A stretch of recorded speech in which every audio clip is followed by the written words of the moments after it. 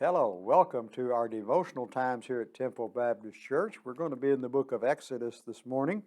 Going to be in look at chapter 3 a little bit. Not going to read a whole lot there, and in chapter 4 we'll read a verse or two there. But Moses and what we're going to find here and what we're going to talk about today is how we respond to God's call. We ought to never say can't. I know I say that a lot. I can't do this or I can't do that. And there are some things, some physical limitations that keep us from doing things. Maybe education would prevent us from doing some things. But when it comes to the Lord, I'm not sure. But in chapter 4 and verse 10, then Moses said to the Lord, O Lord, I am not eloquent, neither before nor since you have spoken to your servant, but I am slow of speech and slow of tongue. And of course the Lord says unto him, Who have made your mouth, or what makes you mute? The deaf sing, or the blind have not I the Lord. Now forego, and I will be with your mouth and teach you what you shall say. I find several stories of people that have been born with some infirmities, maybe not have any legs or arms or different things like that. And I found one story of a young lady that was born without legs, and she was abandoned at the hospital. And but she said being put up for adoption was really a blessing for her. She said, I'm here because of people who poured into me. Her adopted family let her know that she was born like this for a reason. They raised her to say, never I say I can't, and encouraged her in all of her pursuits in life and all that.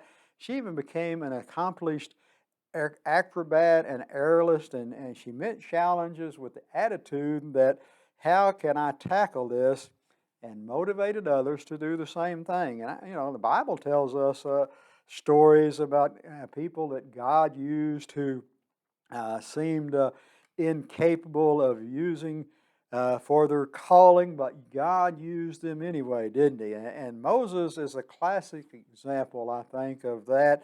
When God called him to lead Israel out of Egypt, he balked, didn't he? He doesn't like we do a lot of times. He balked and he protested. We read there, he said, I am slow of speech and tongue. And God just again reminds him that, who gave the human the mouth, who makes the deaf or the mute?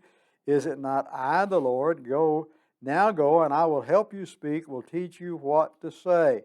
And Moses still protests, doesn't he? And God provides Aaron to speak for him. Just go back to look at some of the excuses that Moses used here. He was unworthy, had inadequate knowledge. We may use that as an excuse sometime that we don't have the knowledge that God requires of us to do that. But he had a speech impediment. But God pointed out that he was the one in control. And so, like Moses and like this young lady that I talked about, all of us are here for a reason. And God graciously helps us along the way. He supplies people to help us and provide what we need to live for Him. So when the thought comes to your mind to say, I can't, just remember that God says you can.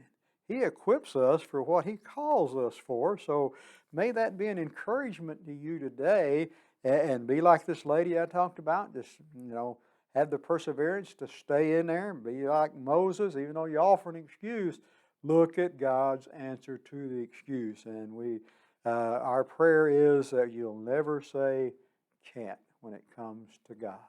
May God bless you. We appreciate you being with us today. We invite you to our services Sunday morning at 8 o'clock, 9 o'clock for Sunday school, 10 o'clock second worship service, Sunday night at 6, Wednesday night at 7. Come and be a part of those services. May God bless you is our prayer.